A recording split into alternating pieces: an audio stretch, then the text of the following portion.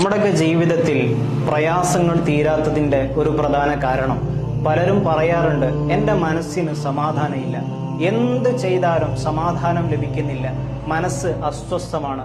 ഇങ്ങനെ അസ്വസ്ഥപ്പെടുന്ന മനസ്സിന്റെ ഉടമയാണോ നിങ്ങൾ? പലരും അങ്ങനെ പരാതി പറയാറുണ്ട്. നമ്മൾ മനസ്സിലാക്കേണ്ടത് എന്താണ് ഹൃദയത്തിന്റെ സമാധാനം എന്നുള്ളതാണ്. അലാ ബിദിക്രില്ലാഹി തത്മഇന്നുൽ ഖുലൂബ്. നമ്മളെ പടച്ച റബ്ബ്, നമ്മളെ പടച്ച രക്ഷിതാവ് നമ്മളോട് പറയുന്നത് അലാ ബിദിക്രില്ലാഹി തത്മഇന്നുൽ ഖുലൂബ്. നിങ്ങൾ അറിയണം, നിങ്ങളുടെ മനസ്സിന് സമാധാനം, ചാഞ്ചാടുന്ന ഹൃദയം, ഖൽബ് എന്ന് പറഞ്ഞാൽ ഇങ്ങനെ മറിഞ്ഞുകൊണ്ടിരിക്കുക എന്നുള്ളതാണ്. അതിങ്ങനെ ഒന്നിൽ നിന്ന് മറ്റൊന്നിലേക്ക് ചാടിക്കൊണ്ടിരിക്കും.